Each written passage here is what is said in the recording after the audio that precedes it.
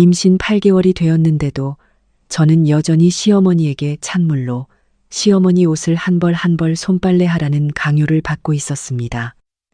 무치. 하지만 그날 저를 가장 두렵게 한 것은 남편이 갑자기 일찍 돌아왔다는 것이었습니다. 아직도 냄새가 나. 시어머니 백명자는 실크 옷을 코 가까이 가져가 한 번 냄새를 맡더니 제 앞에 있는 대야로 다시 던졌습니다. 다시 헹궈. 저는 살짝 입술을 깨물었습니다. 배가 너무 많이 불러서 조금만 허리를 숙여도 숨이 가빠졌습니다. 한 손으로는 배를 받쳤습니다. 다른 한 손은 천천히 찬물이 담긴 대야 안으로 넣었습니다. 물은 손이 저릴 정도로 차가웠습니다. 제 두 손의 피부는 붉고 보랏빛으로 변해 있었습니다. 손가락 끝에 갈라진 상처들은 물에 닿자마자 바늘로 찌르는 듯 따갑게 아팠습니다. 저는 아무 말도 하지 않았습니다. 그저 옷을 들어 올려 처음부터 다시 하려 했습니다. 바로 그때 뒤에서 한 남자의 목소리가 들렸습니다. 내 아내에게 이런 일을 시킨 사람이 엄마예요? 옷이 제 손에서 미끄러져 떨어졌습니다. 물이 타일 바닥에 튀었습니다. 저는 챔 돌아보았습니다. 남편 서희겸이 세탁실 문 앞에 서 있었습니다. 여행 가방은 아직 복도에 놓여 있었습니다. 그는 방금 제주에서 돌아온 참이었습니다. 예정보다 사흘 일찍. 아무에게도 미리 알리지 않고. 그 순간 제가 가장 먼저 느낀 것은 기쁨이 아니었습니다. 두려움이었습니다. 너무 두려운 나머지 제 입에서 가장 먼저 튀어나온 말은 오히려 이것이었습니다. 당신, 왜 오늘 돌아왔어요?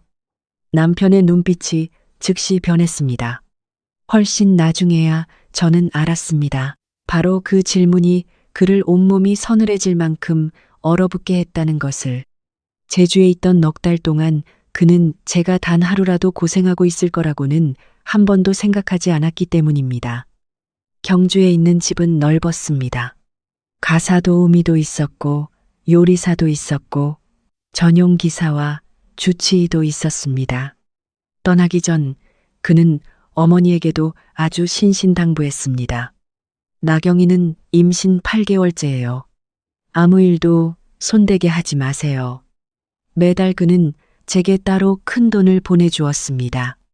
영양제는 가장 좋은 것으로 챙겼습니다. 인부복은 서울에서 직접 주문했습니다.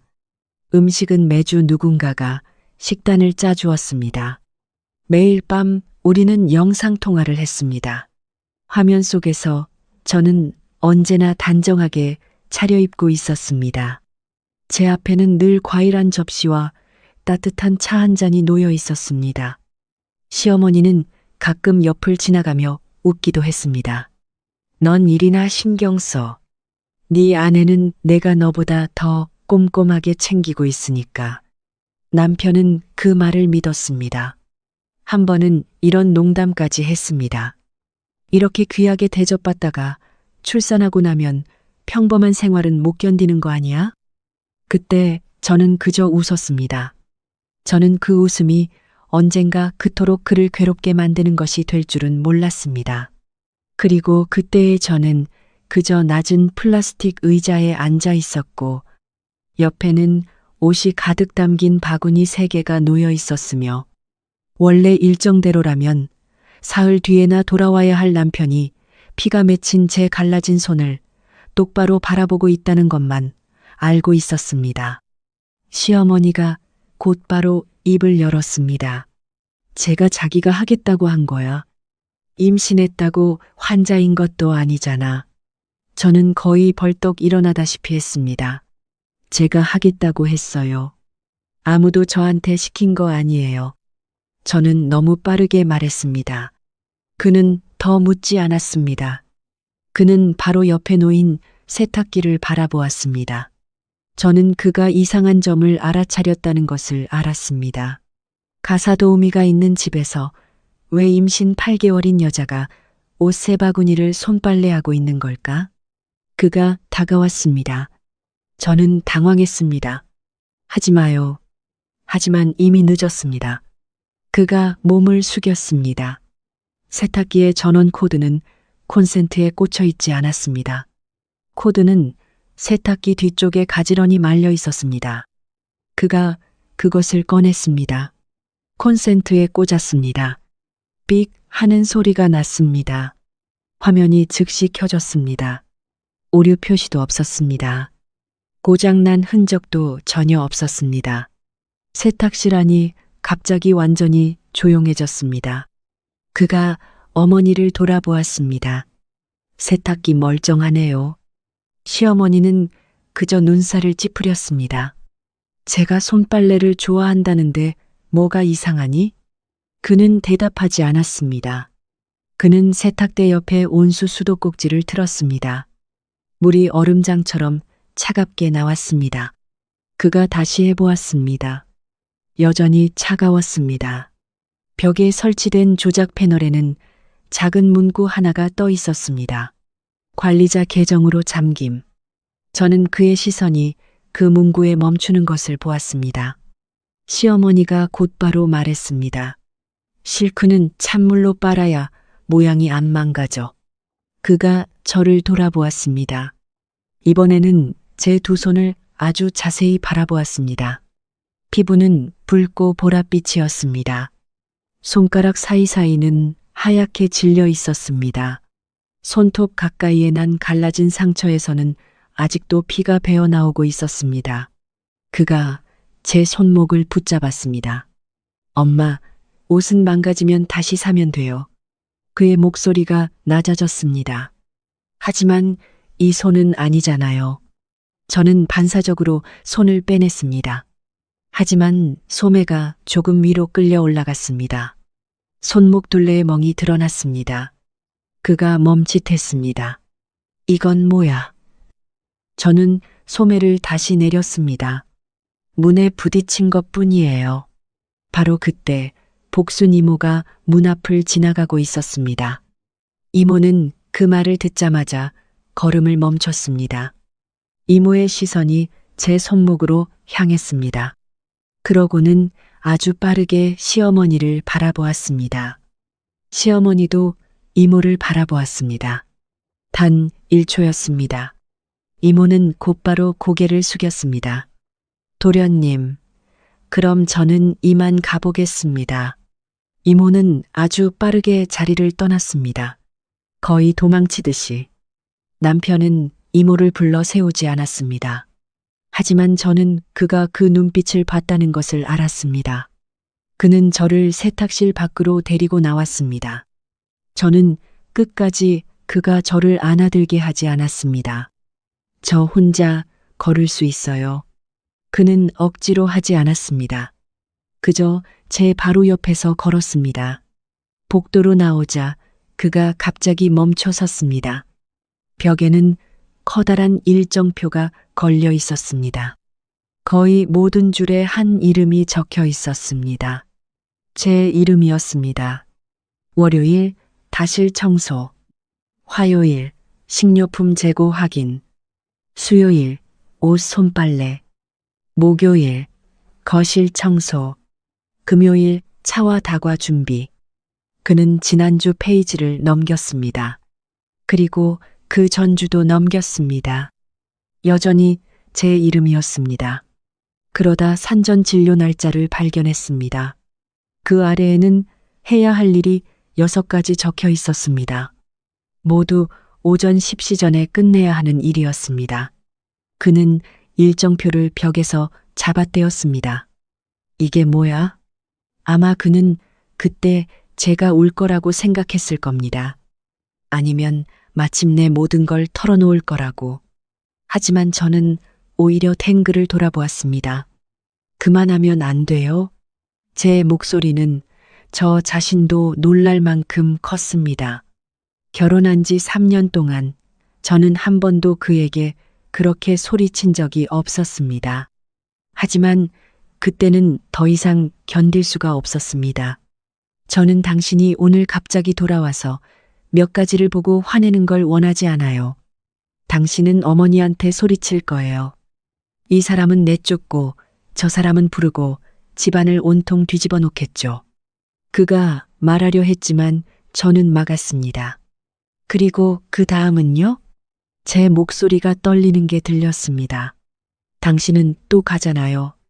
또 제주로 돌아가잖아요. 또 당신 일을 하러 가잖아요. 저는 바닥을 가리켰습니다. 그리고 여기 남아있는 사람은 여전히 저예요. 남편은 가만히 서 있었습니다. 하지만 저는 그의 반응을 더 오래 볼 틈이 없었습니다. 갑작스러운 통증이 배를 조여왔습니다. 저는 움찔하며 멈춰 섰습니다. 두 손으로 배를 꽉 감쌌습니다. 나경아? 제 숨이 짧고 가빠졌습니다. 무릎에 힘이 풀렸습니다. 제가 기억하는 건 남편이 달려와 저를 붙잡은 것뿐입니다. 구급차 불러. 시어머니가 곧바로 나왔습니다. 그럴 필요 없어. 주치의를 불러. 그가 돌아보았습니다. 왜 구급차를 안 불러요? 시어머니는 눈살을 찌푸렸습니다. 구급차가 여기까지 들어오면 이웃이랑 직원들이 다 보잖아. 저는 남편의 품 안에서 몸을 웅크리고 있었습니다. 통증 속에서도 저는 그가 어머니에게 한마디씩 또렷하게 묻는 말을 들었습니다. 엄마 손주한테 무슨 일이 생길 수도 있는 상황인데도 아직도 남들이 우리 집을 어떻게 볼지부터 생각해요? 시어머니는 대답하지 않았습니다. 남편은 몸을 숙여 저를 안아들었습니다. 이번에는 거부할 힘조차 없었습니다. 대구의 병원에서 저는 곧바로 산과 관찰실로 옮겨졌습니다. 한참 뒤에야 저는 그가 밖에서 거의 40분 동안 서 있었다는 것을 알았습니다. 그동안 안에서 제가 기억하는 건 천장의 하얀 불빛과 배에 둘러진 모니터선 그리고 아픈 와중에도 느껴졌던 수치심 뿐입니다. 저는 너무 오래 참고 버틴 탓에 의사가 마지막으로 충분히 잔 게 언제냐고 물었을 때 한참을 생각한 뒤에야 대답할 수 있었습니다. 다행히 태아는 괜찮았습니다. 하지만 저는 탈수와 수면 부족 상태였고 조기 자궁 수축까지 나타나고 있었습니다. 의사는 절대 안정을 취하라고 했습니다. 계속 스트레스를 받거나 무리해서 일을 하면 조산 위험이 높아진다고 했습니다. 진료를 마친 뒤 의사는 남편을 따로 불렀습니다. 저는 안쪽에 누워 있었지만 몇 마디는 들을 수 있었습니다. 평소 아내분은 보통 몇 시간 정도 주무십니까? 잠시 침묵이 흘렀습니다. 아침에는 보통 무엇을 드십니까? 또 침묵이 흘렀습니다. 이번 주에 배가 아팠던 적은 몇 번입니까? 대답이 없었습니다. 어지럽거나 기절한 적은 있습니까? 여전히 대답이 없었습니다. 의사는 그저 말했습니다. 아내분과 충분히 이야기를 나눠보시는 게 좋겠습니다. 남편이 들어왔을 때 그의 얼굴빛은 완전히 달라져 있었습니다. 그날 밤이 되어서야 그는 한 가지를 인정했습니다. 자신이 관리하는 각 사업장의 매출도 알고 계약 하나하나의 가치도 알고 회사 주가가 몇 % 오르고 내렸는지도 알고 있었지만 정작 전날 밤 자기 아내가 몇 시간이나 잤는지는 모르고 있었습니다. 제가 무엇을 먹었는지도 몰랐습니다. 통증이 언제부터 시작됐는지도 몰랐습니다. 그는 의자를 끌어 침대 옆에 앉았습니다. 미안해. 저는 그를 바라보았습니다. 저는 그렇게 쉽게 끝나는 사과 한마디를 듣고 싶지 않았습니다. 오늘 제가 이런 모습인 걸 보고 미안한 거예요. 저는 잠시 멈췄습니다. 아니면 진작 봤어야 했다는 걸 이제야 깨달아서 미안한 거예요? 그는 입을 열었습니다. 하지만 아무 말도 하지 못했습니다. 한참 뒤에야 저는 창문 쪽으로 고개를 돌렸습니다. 저 예전에 말한 적 있어요. 그가 고개를 들었습니다. 당신이 제주에 간 첫 달에 제가 세탁기에 문제가 있다고 말했어요. 그는 기억해냈습니다. 그때 그는 회의 중이었습니다. 그저 비서에게 메시지를 보냈습니다. 사람 불러서 고치라고 해. 그날 밤에는 저에게 이렇게 묻기도 했습니다. 처리됐어? 저는 대답했습니다. 아마요. 그리고 그는 더 이상 묻지 않았습니다. 그 다음에는 제가 침실 자물쇠를 바꾸고 싶다고 말했어요. 그가 손을 꽉 쥐었습니다. 내가 보안 쪽에 연락하겠다고 했지. 맞아요. 저는 그를 바라보았습니다. 하지만 시어머니와 같이 살고 있는 사람이 왜 침실 문을 잠그고 싶어 하는지는 한 번도 묻지 않았어요. 그는 고개를 숙였습니다. 저는 계속 말했습니다. 한 번은 병원에 갈 때 쓸 제 차가 따로 있었으면 좋겠다고도 말했어요. 내가 돈을 더 보냈지. 그날 그는 자신이 아주 세심하게 챙겼다고 생각했습니다. 저는 알고 있었습니다. 바로 그래서 더 아팠습니다. 당신은 늘 해결책이 있었어요. 기계가 고장나면 수리기사를 부르고, 자물쇠가 필요하면 보안업체를 부르고, 차가 필요하면 돈을 주고, 제가 무슨 말을 하든 당신은 늘 아주 빨리 해결했어요. 저는 남편을 똑바로 바라보았습니다. 하지만 제가 왜 그런 것들이 필요한지는 한 번도 묻지 않았어요. 남편이 아주 작은 목소리로 말했습니다. 난 엄마를 믿었어. 저는 고개를 저었습니다. 아니요. 당신은 어머니를 믿은 게 아니에요. 어머니를 믿고 싶었던 거예요. 그가 저를 바라보았습니다. 저는 계속 말했습니다. 왜냐하면 정말로 어머니와 저 사이에 무슨 일이 있었다면 당신은 그걸 똑바로 봐야 했을 테니까요. 물어봐야 했을 테고요. 어느 편에 설 건지 결정해야 했을 테니까요. 방안이 조용해졌습니다. 당신은 어머니 편에 서지 않았어요. 제 편에도 서지 않았고요. 당신은 늘 한 발 물러나 있었어요. 그가 살며시 눈을 감았습니다. 하지만 제 말은 아직 끝나지 않았습니다. 한 발 물러나 있는 건 쉬워요. 집안의 두 여자가 알아서 잘 지내야 한다고 스스로 말할 수 있으니까요. 어머니는 그저 까다로운 사람일 뿐이라고. 저는 조금만 더 참으면 된다고. 그러고 나서 당신은 비행기를 타죠. 당신 일을 하러 가고요. 호텔에서 자고, 회의하고, 매일 저녁 15분씩 저와 영상통화를 하고, 그러고는 모든 게 여전히 괜찮다고 믿었어요. 눈시울이 뜨거워졌습니다. 하지만 한 발 물러나 있는 사람은 그 결과를 감당하지 않아요. 남아있는 사람이 감당하는 거예요. 저는 그를 바라보았습니다. 대가를 치르는 건 저예요. 남편은 꼼짝도 하지 않고 앉아 있었습니다. 저는 그가 몰랐다고 말하고 싶어 한다는 것을 알았습니다. 알았다면 이런 일이 생기도록 내버려 두지 않았을 거라고 말하고 싶어 한다는 것도요. 하지만 이번에는 그 말을 하지 않았습니다. 그리고 그 말을 하지 않았다는 사실 때문에 저는 처음으로 그가 정말 제 말을 듣고 있다고 느꼈습니다. 다음 날 아침 박시연이 서류 한 묶음을 들고 병원으로 왔습니다. 그는 이겸의 가까운 보좌관이었습니다. 이겸이 말했습니다. 서류만 읽지 마. 한 사람씩 직접 전화해. 그는 세탁기 수리기사부터 시작했습니다. 약 3달 전 우리 집에서 세탁기 수리를 요청한 기록이 있었습니다. 예약도 확정되어 있었습니다. 하지만 그날 아침 집에서 다시 전화해 필요 없다고 했습니다. 수리기사는 단 한 번도 집안에 들어온 적이 없었습니다. 기사도 제가 산전 진료를 받으러 가기 위해 차를 요청한 적이 있다고 확인했습니다. 하지만 시어머니 쪽에서 연락해 취소시켰습니다. 주방 담당자는 제가 아침에 전복죽을 먹으면 토해서 메뉴를 바꿔달라고 요청했던 일을 기억했습니다. 시어머니는 허락하지 않았습니다. 임산부는 영양을 골고루 섭취해야 해. 침실 자물쇠 교체 요청도 취소되어 있었습니다. 기록에는 한 문장만 적혀 있었습니다.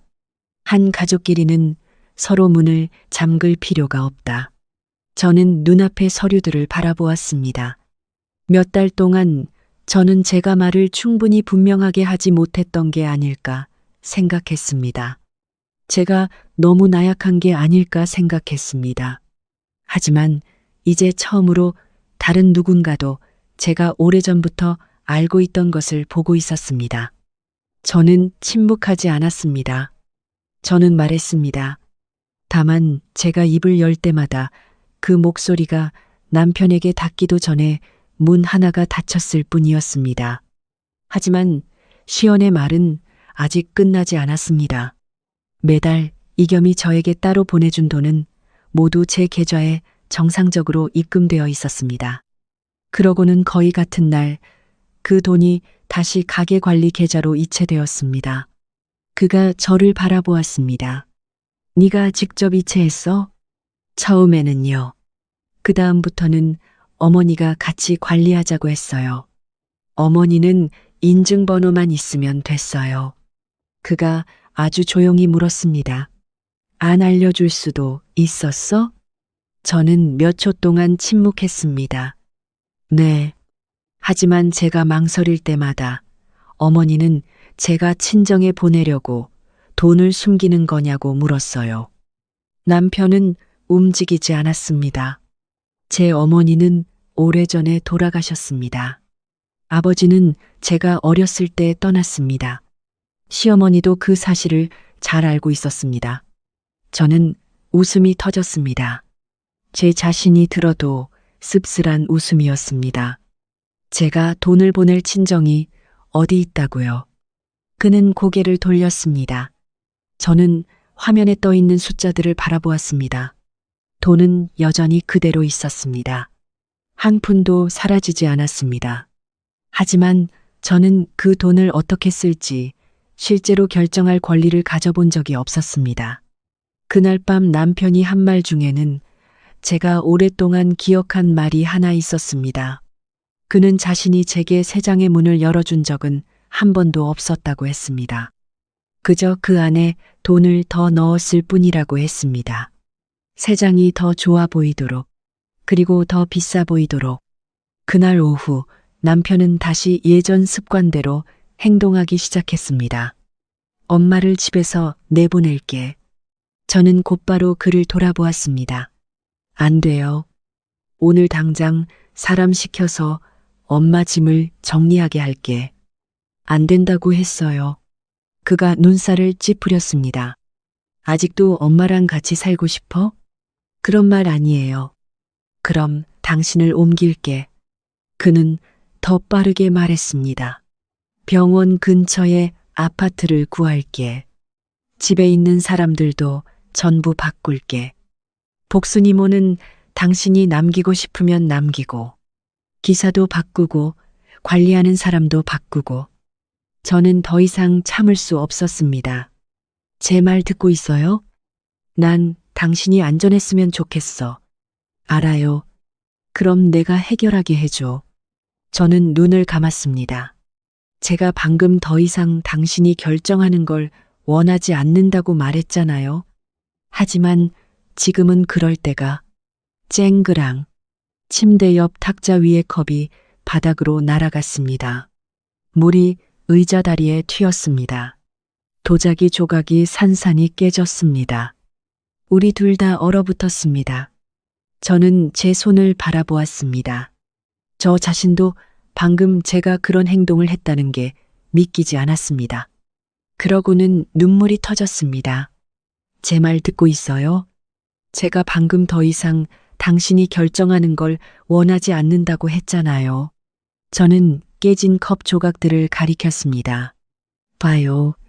저도 이럴 때가 있어요. 저도 화내요. 저도 소리 질러요. 저도 물건을 부숴요. 저는 울면서 말했습니다. 어떤 날은 어머니가 너무 미워서 그냥 제 인생에서 사라졌으면 좋겠다고 생각해요. 어머니가 방에 들어오기만 해도 숨이 막힐 때가 있어요. 복도에서 신발 소리만 들어도 문을 잠그고 싶을 때가 있어요. 그가 다가오려 했습니다. 저는 손을 들었습니다. 오지 마요. 그는 멈춰 섰습니다. 저는 바닥에 흩어진 도자기 조각들을 바라보았습니다. 만약 지금 여기 카메라가 있고 누군가 방금 그 10초만 딱 잘라서 본다면 사람들은 임신한 여자가 남편에게 소리를 지르고 컵을 던지는 모습을 보게 될 거예요. 제가 통제력을 잃었다고 하겠죠. 제가 문제가 있다고. 저는 배 위에 손을 올렸습니다. 하지만 그 10초에는 그 전에 4개월이 없어요.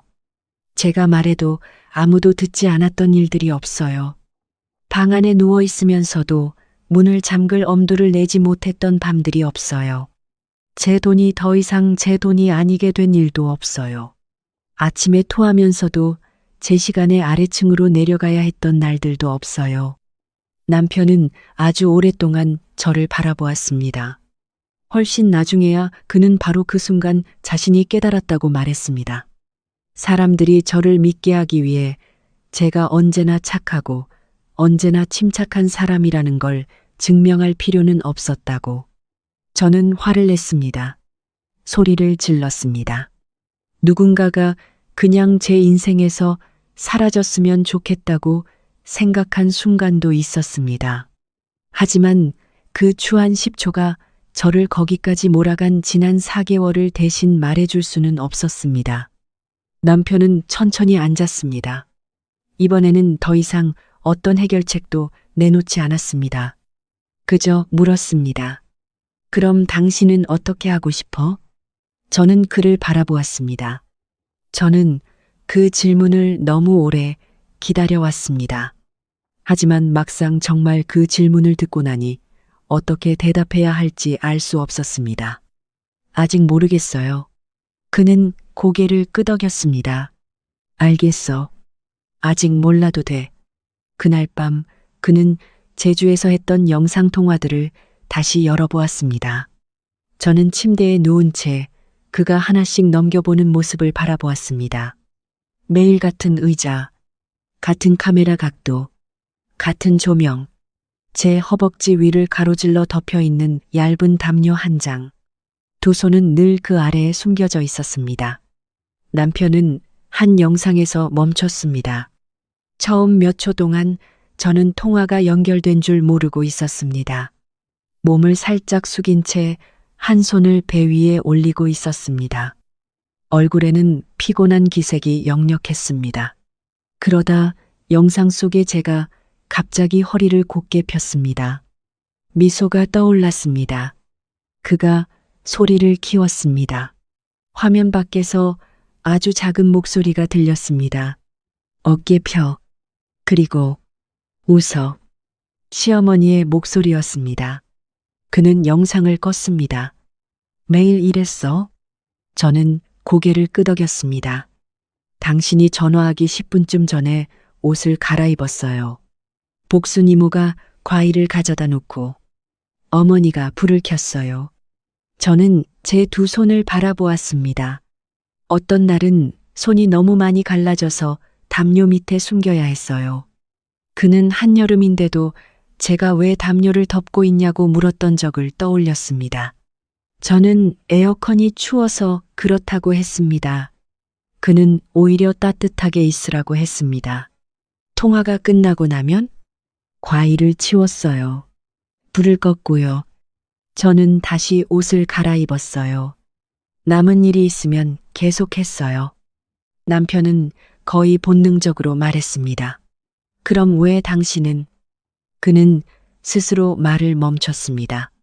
저는 그를 바라보았습니다. 왜 말하지 않았냐고 물으려던 거죠? 그는 고개를 숙였습니다. 저는 더 이상 탓할 필요가 없었습니다. 처음으로 그는 왜 제가 말하지 않았느냐고 묻지 않았습니다. 그저 그 자리에 앉아 자신이 진짜라고 믿었던 영상통화들을 바라보았습니다. 저는 아직도 오래된 휴대전화 한 대를 가지고 있었습니다.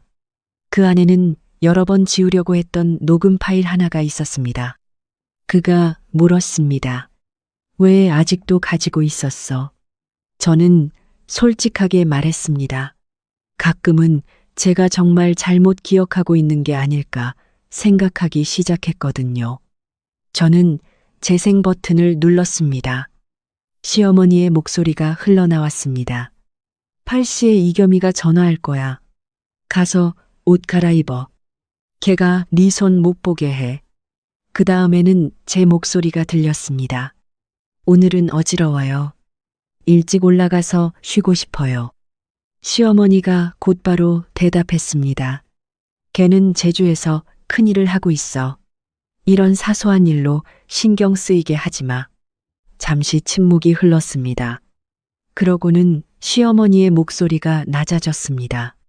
네가 계속 임신도 제대로 못 견디는 사람처럼 보이게 하면 아이를 낳고 나서는 네가 아이를 돌볼 능력이 있는지 누군가 확인해야 할 수도 있어. 남편이 벌떡 일어났습니다. 의자가 바닥을 긁으며 날카로운 소리를 냈습니다. 저는 물었습니다. 어디 가요? 엄마 만나러. 그리고요? 그가 멈칫했습니다. 확실히 말할 거야. 그 다음에는요? 그는 침묵했습니다. 저는 아주 희미하게 웃었습니다. 당신은 화를 내겠죠. 어머니는 가족을 위해 그런 거라고 말할 거고요. 어쩌면 울지도 모르죠. 당신은 며칠 동안 화가 나 있겠죠. 그러다 회사에서 전화가 오고 당신은 다시 일하러 돌아가요. 저는 남편을 똑바로 바라보았습니다. 차 문제로 어머니한테 전화해서 뭐라고 했던 거 기억나요? 그는 기억했습니다. 그 뒤로 어머니는 저를 혼내지 않았어요.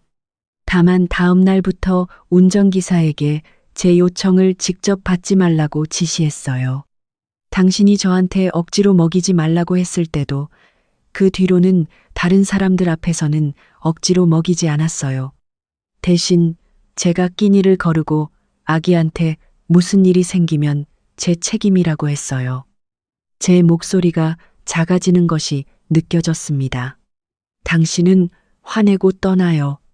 그 결과와 함께 남는 사람은 여전히 저예요. 그는 병실 문을 바라보았습니다.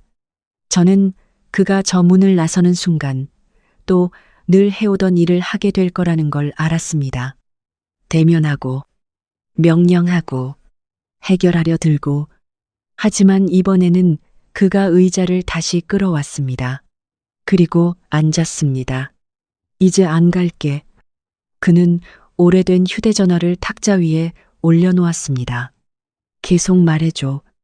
그리고 처음으로 그는 제 말을 끝까지 듣기도 전에 모든 것을 고치러 뛰쳐나가지 않았습니다.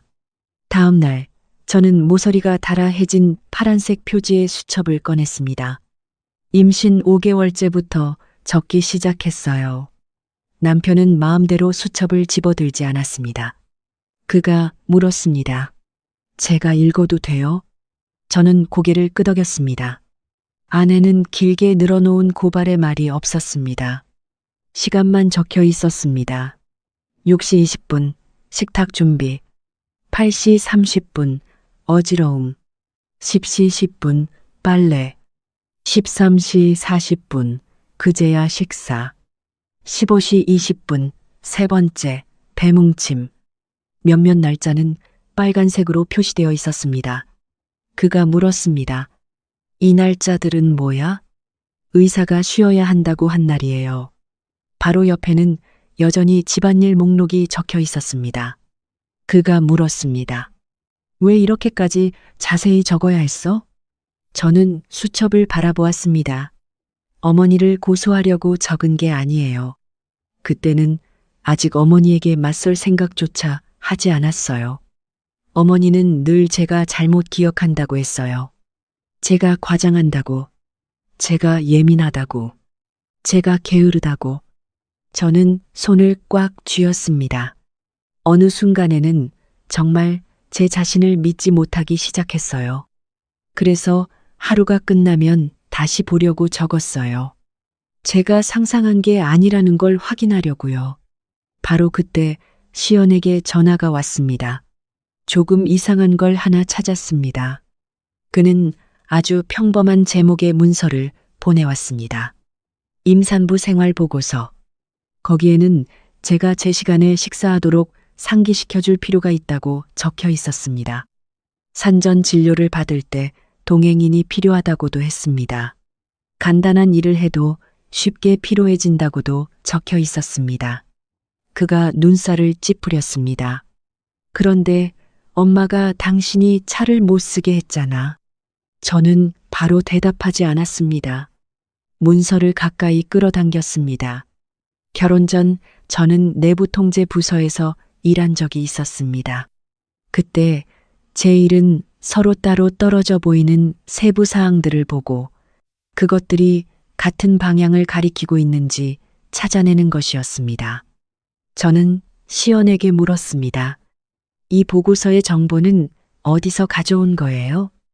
집안 사무실에서 보냈습니다.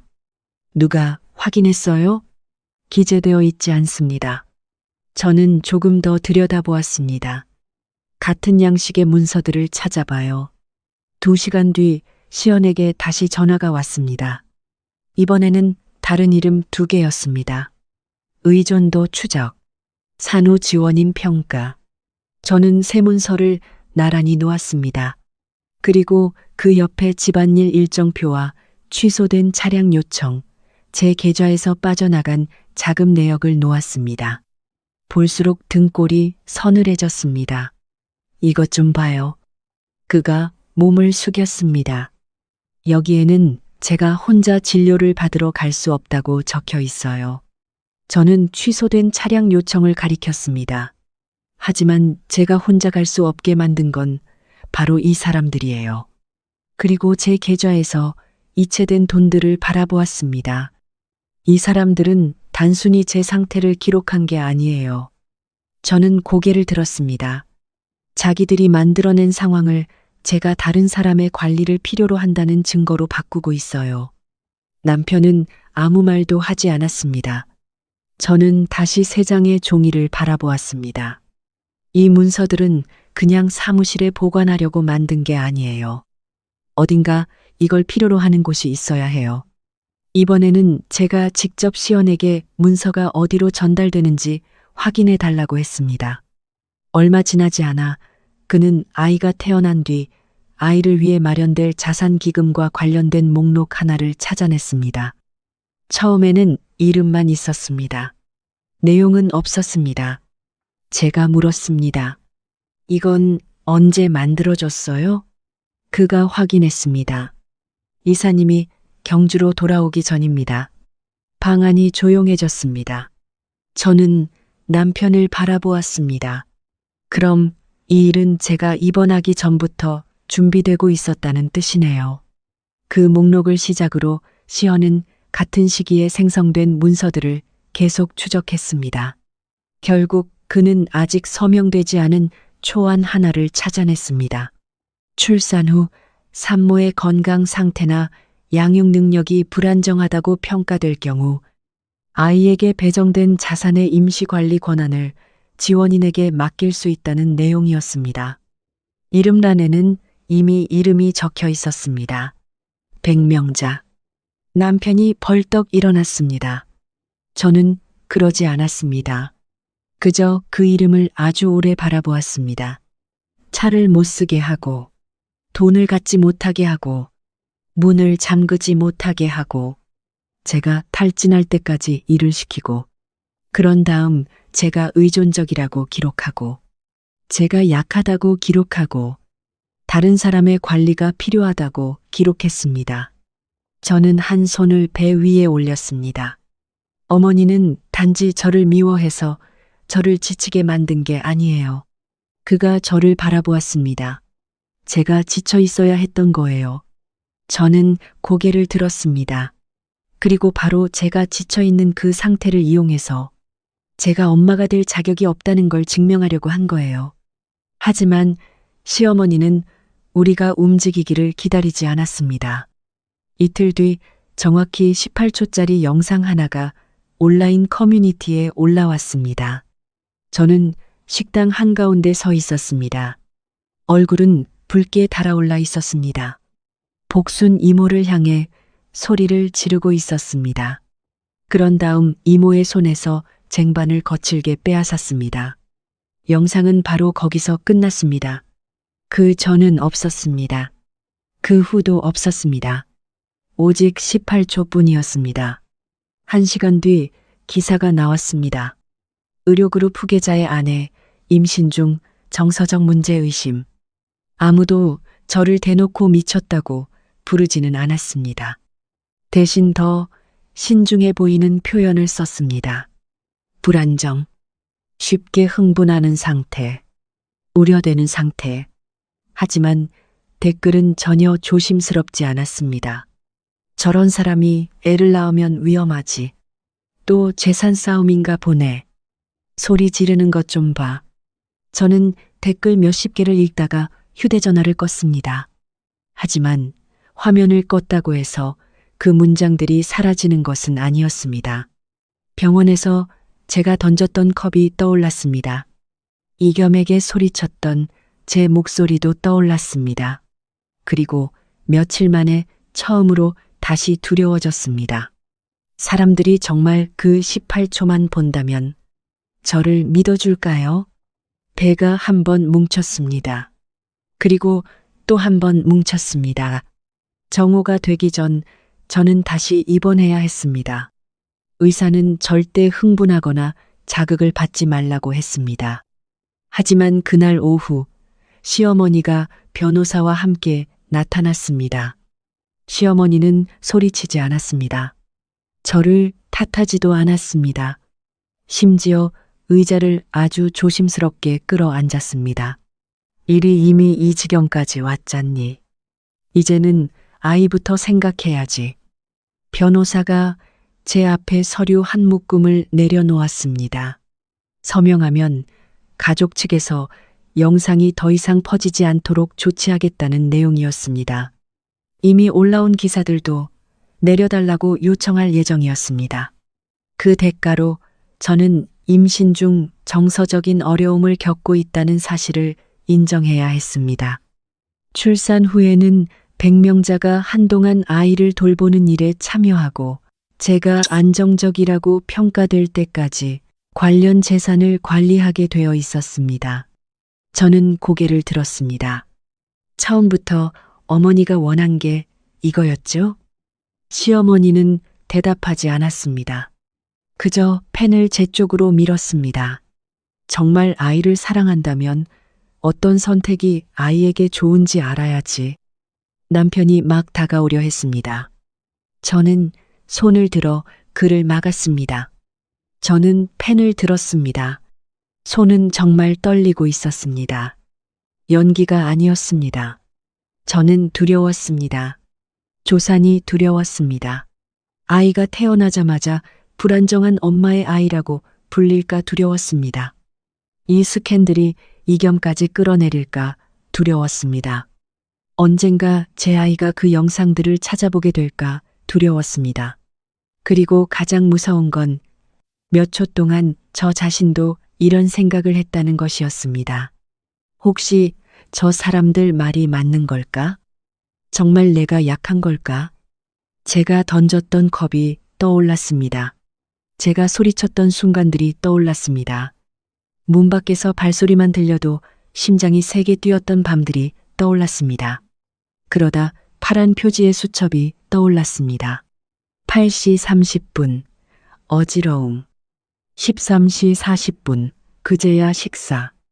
15시 20분, 세 번째 배뭉침. 그 기록들이 제가 완벽하다는 걸 증명해 주는 것은 아니었습니다. 저는 한 번도 완벽했던 적이 없습니다. 그저 실제로 그런 일들이 있었다는 걸 제게 상기시켜 줄 뿐이었습니다. 저는 펜을 내려놓았습니다. 시어머니가 눈살을 찌푸렸습니다. 잘 생각해 봐야 해. 저는 한 손을 배 위에 올렸습니다. 제 아이는 절대 두려워하지 않는 엄마가 필요한 게 아니에요. 저는 시어머니를 똑바로 바라보았습니다. 두려워도 아니라고 말할 줄 아는 엄마가 필요한 거예요. 저는 합의서를 다시 밀어냈습니다. 사흘 뒤 남편은 이사회 회의에 참석해야 했습니다.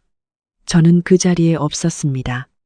그날 저녁 그는 병원으로 돌아와 무슨 일이 있었는지 제게 말해 주었습니다. 그의 앞에는 이미 준비된 공식 입장문이 놓여 있었습니다.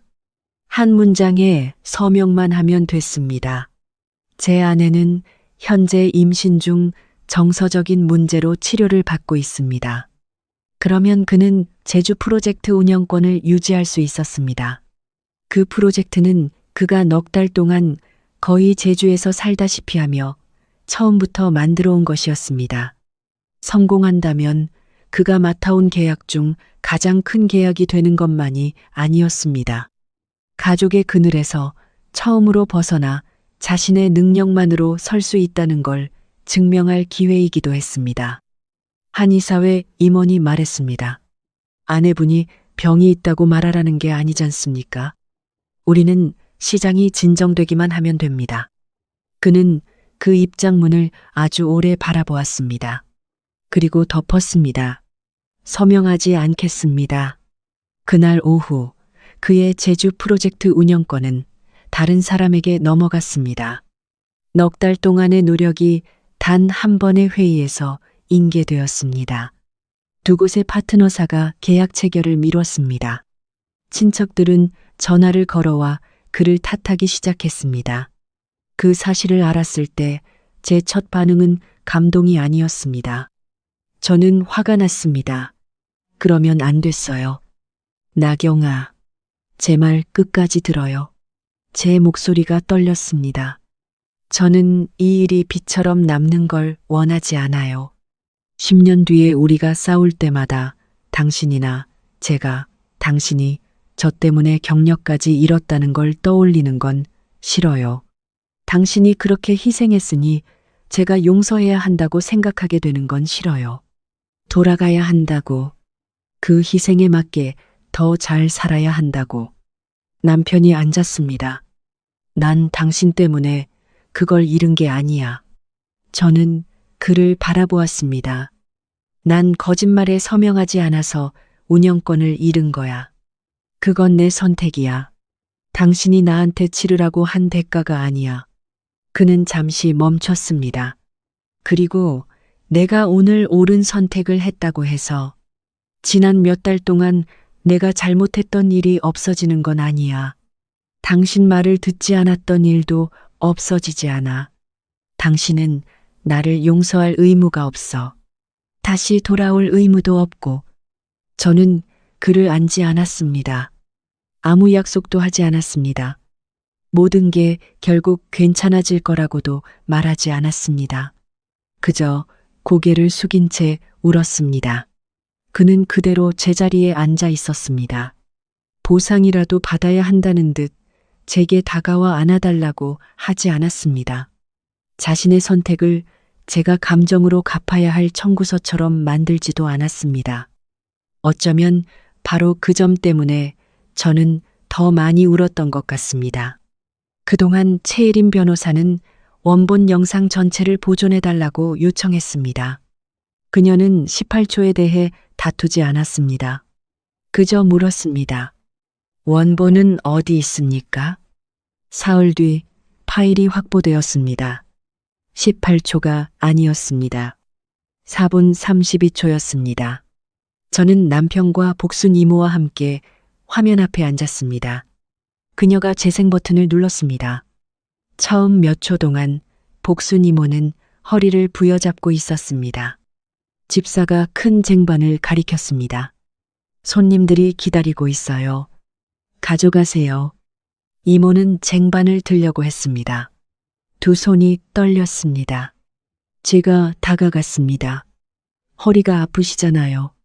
집사가 대답했습니다. 몇 걸음 안 돼요. 이모가 다시 한번 힘을 줬습니다. 무릎이 휘청 꺾였습니다. 바로 그때 제가 소리쳤습니다. 서 있는 것도 힘들어 하시잖아요.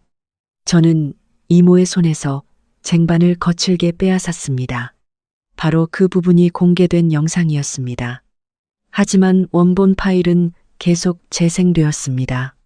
저는 쟁반을 내려놓았습니다. 복순 이모를 부축해 앉혔습니다. 의자를 끌어왔습니다.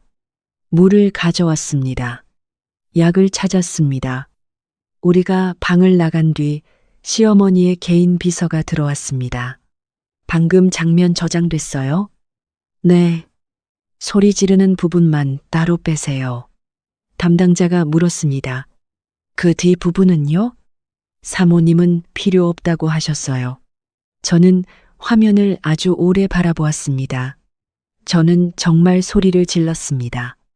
정말 쟁반을 거칠게 빼앗았습니다. 그 18초는 전혀 조작된 것이 아니었습니다. 그저 정확한 지점에서 잘렸을 뿐이었습니다. 제가 왜 소리쳤는지는 잘려나갔습니다. 제가 누구를 보호하고 있었는지도 잘려나갔습니다. 어디에서 자르느냐에 따라 한 사람은 다른 사람이 원하는 어떤 모습으로든 바뀔 수 있었습니다.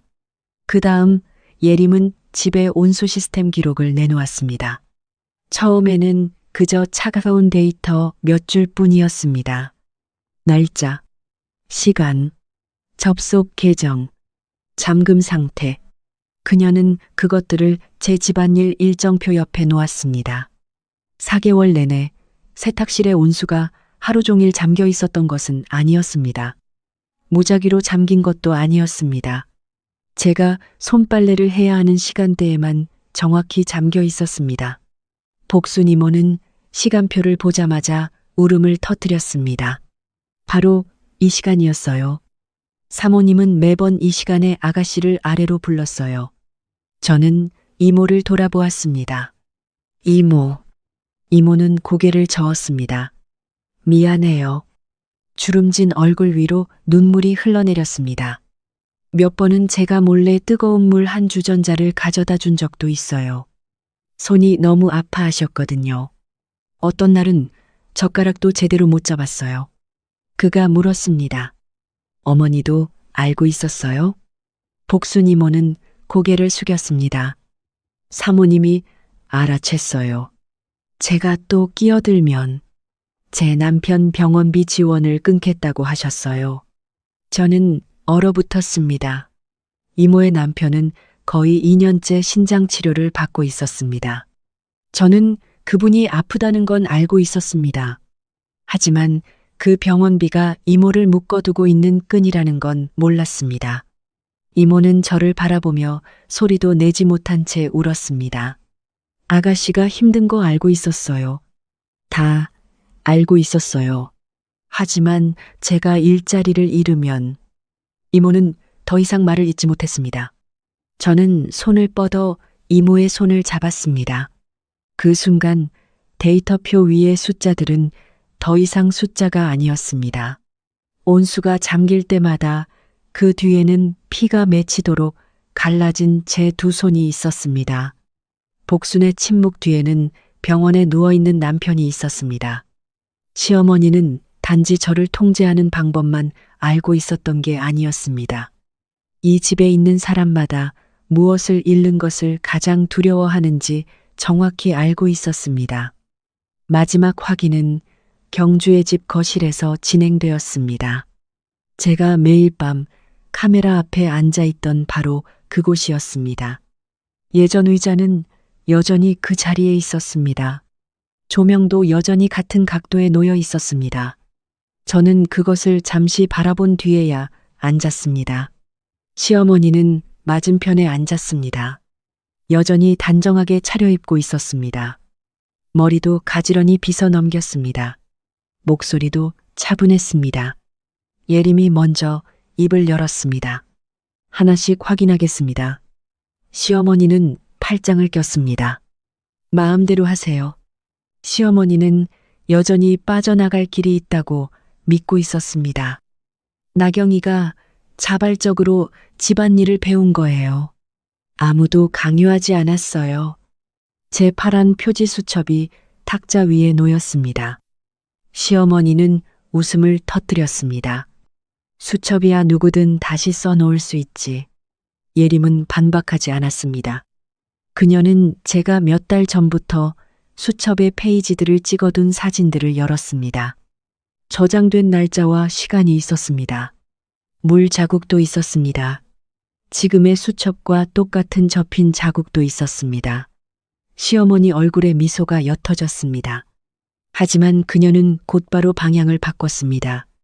어쨌든 그 영상은 진짜잖아요. 나경이는 소리를 질렀어요. 쟁반도 빼앗았고 애가 통제력을 잃었는데 내가 아이를 걱정한 게 뭐가 잘못이에요. 4분 32초짜리 원본 파일이 재생되었습니다. 복순 이모는 허리를 부여잡고 있었습니다. 저는 이모가 계속 일하는 것을 막으려고 소리쳤습니다. 저는 이모를 부축해 앉혔습니다. 약을 가져왔습니다. 그리고 비서의 목소리가 이어졌습니다. 소리 지르는 부분만 따로 빼세요. 사모님은 그 뒤 부분은 필요 없다고 하셨어요. 시어머니는 화면에서 고개를 돌렸습니다. 이번에는 더 오래 침묵했습니다. 그러다 목소리를 부드럽게 낮췄습니다. 좋아요. 내가 엄격했던 건 맞아요. 하지만 아이를 위해서 그런 거예요. 시어머니는 사람들을 바라보았습니다. 나경이는 너무 약해요. 진료를 받으러 갈 때도 사람이 필요하고 돈도 스스로 관리하지 못하고 몇 가지 일만 해도 지치잖아요. 할머니로서 미리 준비한 게 뭐가 잘못이에요. 저는 더 이상 다른 자료를 꺼내지 않았습니다. 다른 영상도 틀지 않았습니다. 그저 그녀를 바라보았습니다. 어머니가 제가 약하다고 생각했다면 왜 저를 더 약하게 만들어야 했어요? 시어머니가 멈칫했습니다. 저는 계속 물었습니다. 왜 제가 빨래하는 시간에 맞춰 온수를 잠갔어요? 왜 제가 차를 쓰지 못하게 했어요? 왜 제 돈을 어머니가 관리하는 계좌로 옮겨야 했어요? 왜 저는 침실 문을 잠그면 안 됐어요? 왜 영상을 잘라야 했어요? 그리고 왜 산후지원인 관련 서류를 제가 입원하기도 전에 준비해 놓은 거예요? 그녀는 입술을 꽉 다물었습니다. 대답하지 않았습니다. 대신 이겸을 바라보았습니다. 너도 내가 이 집안을 지키려고 무슨 일을 해왔는지 알잖아. 네 아버지가 죽고 나서 누가 회사를 지켰니? 누가 친척들 손에서 네 지분을 지켰어? 누가 너를 지금의 사람으로 키웠니? 그는 어머니를 바라보았습니다. 알아요. 시어머니는 붙잡을 곳을 찾은 듯 했습니다. 그럼 네가 이해해야지. 이 아이도 보호받아야 해. 나경이는 너무 고집이세. 저 애는 우리 같은 집안이 어떻게 돌아가는지 몰라. 제가 물었습니다. 고집이 센 게 아이를 돌볼 권리와 무슨 상관이에요? 시어머니는 저를 돌아보았습니다. 넌 항상 네가 직접 결정하려고 했어. 네 돈, 내 방, 내 차, 네 아이. 시어머니의 목소리가 점점 높아졌습니다. 한 집안에 들어와서 뭐든 다 네 것이라고 하면 그게 무슨 가족이니? 저는 그녀를 똑바로 바라보았습니다. 그래서 어머니는 그것들을 제 손에서 빼앗아야 했던 거예요. 시어머니가 손으로 탁자를 3개 내리쳤습니다. 아이가 태어나기 전에 네 고집을 꺾어놔야 했으니까. 방 안이 순식간에 조용해졌습니다. 시어머니도 말을 내뱉고 나서야 깨달았습니다. 하지만 이미 늦었습니다. 저는 그녀의 시선을 피하지 않았습니다. 뭘 위해서요? 시어머니는 아들을 바라보았습니다. 이겸아. 그는 고개를 숙이지 않았습니다. 일어서지도 않았습니다. 엄마, 진정하세요. 라고 말하지도 않았습니다. 그 질문에서 어머니를 구해주지도 않았습니다. 시어머니는 아들을 아주 오래 바라보았습니다. 저는 남편이 어머니 앞에서 침묵하는 모습을 여러 번 본 적이 있었습니다. 하지만 그 침묵이 지금처럼 의미 있었던 적은 한 번도 없었습니다. 처음으로 그는 밖에 서 있지 않았습니다. 그리고 어머니 쪽으로도 가지 않았습니다. 명자의 얼굴에 남아있던 마지막 평정이 무너졌습니다. 그러지 않으면 시어머니의 목소리가 터져 나왔습니다. 네가 내 손에서 내 손주와 그 아이의 재산까지 전부 빼앗아 갈 테니까. 아무도 아무 말도 하지 않았습니다. 더는 그럴 필요가 없었습니다. 차, 돈, 침실문, 찬물, 그 평가서들, 잘려나간 영상. 지난 4개월 동안 서로 따로 떨어져 보였던 모든 것들이 방금 그녀 자신의 입으로 하나로 이어졌습니다. 가족 기금 측 대표가 입을 열었습니다. 명자는 직무가 정지되었습니다. 조사가 진행되는 동안 제 의료 기록과 재산, 그리고 제 아이와 관련된 기금에 접근할 권한도 회수되었습니다. 시어머니는 꼼짝도 하지 않고 앉아 있었습니다. 그러고는 저를 바라보았습니다. 네가 이겼다고 생각하니? 저는 고개를 저었습니다. 아니요. 저는 매일 밤 억지로 웃으며 앉아 있어야 했던 의자를 바라보았습니다. 그리고 다시 그녀를 바라보았습니다. 아무도 이긴 게 아니에요. 그러고는 말을 이었습니다. 다만 오늘부터는 어머니가 해온 일들을 더 이상 가족을 위해서라는 말로 부르지 못할 뿐이에요. 저는 제가 이겼다고 느끼지 않았습니다. 그날부터는 적어도 가족이라는 두 글자가 더 이상 그녀가 해온 모든 일을 덮어줄 수 없다는 사실에 마음이 조금 가벼워졌을 뿐입니다. 확인이 끝난 뒤에도 명자는 저와 아이의 재산에 관련된 문서들 때문에 계속 조사를 받았습니다. 복순 이모는 경주의 집을 떠났습니다. 짐을 정리하던 날 이모가 제게 전화를 걸었습니다. 미안해요. 저는 잠시 침묵했습니다. 이제는 저한테 더 이상 미안하다고 하지 않으셔도 돼요. 이모의 목소리가 메었습니다. 그래도 내가 다 보고도 가만히 있었잖아요. 저는 이모에게 잘못이 없다고 말하지 않았습니다. 잘못은 있었습니다. 저 역시 그 침묵 때문에 상처받은 적이 있었습니다. 하지만 이제 저는 한마디를 하는 대가가 때로는 말을 한 사람에게만 돌아가는 것이 아니라는 걸 이해했습니다. 이모가 왜 두려웠는지 알아요. 저는 말했습니다. 하지만 나중에 그때의 저 같은 사람을 만나게 되면 그 사람 혼자 견디게 두지는 마세요. 이모는 울음을 터뜨렸습니다. 그리고 저 역시 예전 집으로 돌아가지 않았습니다. 한 번은 남편이 말했습니다. 엄마는 이제 당신과 아기 관련 서류에 접근할 권한을 잃었어. 저는 고개를 끄덕였습니다. 어머니가 대가를 치른다고 해서 지난 4개월이 사라지는 건 아니에요. 그는 몇 초 동안 침묵했습니다. 알아. 그는 자신이 보상하겠다고 말하지 않았습니다. 저 역시 그런 말을 듣고 싶지 않았습니다. 어떤 것들은 뒤늦게 내린 한 번의 옳은 결정으로 되돌릴 수 없습니다. 3주 뒤, 저는 진통을 시작했습니다. 남편은 저를 대구의 병원으로 데려갔습니다. 분만실 앞에서 간호사가 물었습니다. 남편분도 같이 들어가실 건가요? 저는 그를 바라보았습니다. 먼저 혼자 들어가고 싶어요. 그는 고개를 끄덕였습니다. 알겠어. 문이 닫혔습니다. 훨씬 나중에야 간호사에게 들었는데 그는 복도 밖에서 3시간 내내 앉아 있었다고 했습니다. 일어났다가, 앉았다가, 다시 일어났다가, 하지만 안으로 연락하지 않았습니다. 제가 남편입니다. 라고 말하지도 않았습니다. 그 자리에 함께 있을 권리가 있다고 요구하지도 않았습니다. 그저 기다렸습니다. 더 이상 견딜 수 없게 되었을 때 저는 간호사의 손을 붙잡았습니다. 제 남편을 불러주시겠어요? 잠시 뒤 남편이 문 앞에 나타났습니다.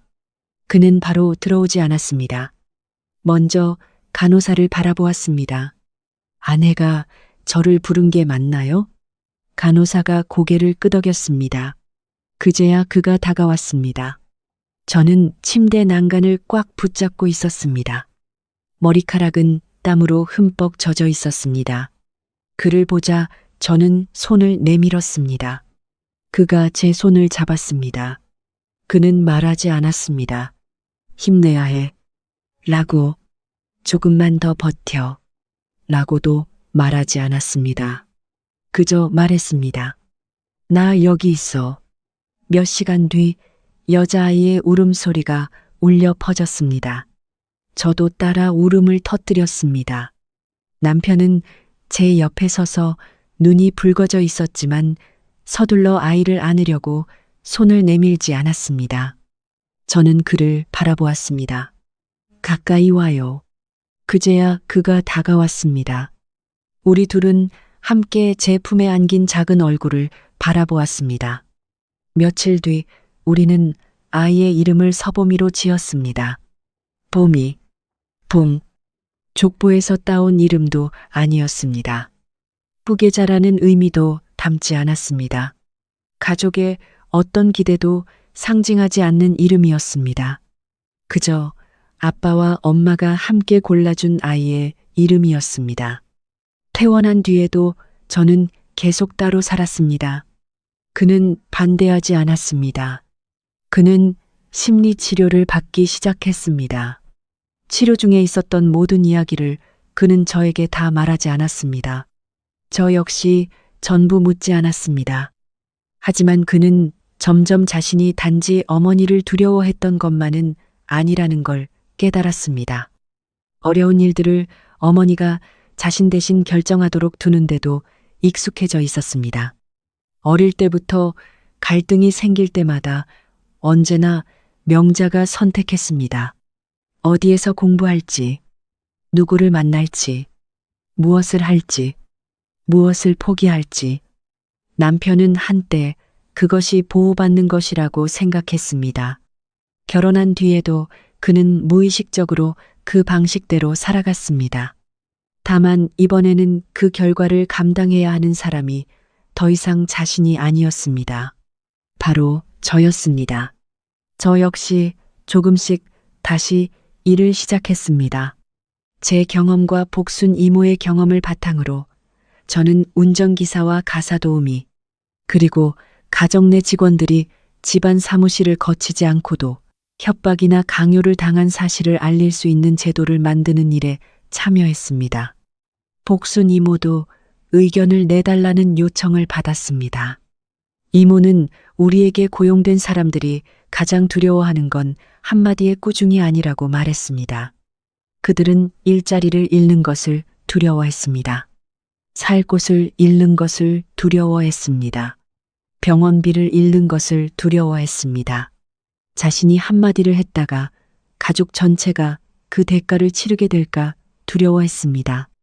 저는 그 일을 명자에게 복수하는 방법이라고 생각하지 않았습니다. 한 사람만 무너뜨리고 예전 시스템이 그대로 남아있다면 또 다른 복수는 여전히 침묵해야 할 것입니다. 또 다른 나경은 아무도 모르는 사이에 아름다운 집안에 갇힐 수도 있을 것입니다. 저는 그저 이렇게 생각했습니다. 만약 그때 복순 이모가 남편의 치료를 포기하는 대가를 치르지 않고도 목소리를 낼 수 있는 곳이 있었다면 어쩌면 저는 4개월 동안 찬물이 담긴 대야 앞에 앉아 있지 않아도 되었을 것입니다. 몇 달이 지나고 나서야 저는 남편과 다시 함께 살아보는데 동의했습니다. 경주의 그 집은 아니었습니다. 저는 그곳으로 돌아가고 싶지 않았습니다. 우리는 대구 외곽의 작은 집을 골랐습니다. 이사하던 날, 저는 3가지를 분명히 말했습니다. 누구의 돈이든 그 사람에게 스스로 결정할 권리가 있어야 해요. 그는 고개를 끄덕였습니다. 양쪽 가족 누구도 집 비밀번호를 가지고 있으면 안 돼요. 알겠어. 저는 그를 바라보았습니다. 그리고 무슨 일이 있으면 말해야 해요. 가족이라는 2글자를 내세워 다른 사람에게 참으라고 하면 안 돼요. 그는 협상하지 않았습니다. 동의해. 어느 겨울 저녁, 보미가 작은 옷을 더럽혔습니다. 저는 아이를 안고 있었습니다. 남편은 그 옷을 들고 욕실로 들어갔습니다. 그는 수도꼭지를 틀었습니다. 손을 물에 넣어 보았습니다. 그리고 온도를 다시 맞췄습니다. 저는 문 밖에 서서 바라보았습니다. 대야 위로 옅은 김이 올라왔습니다. 그가 고개를 돌렸습니다. 물 이 정도면 괜찮아? 저는 멈칫했습니다. 그저 아주 평범한 한마디였습니다.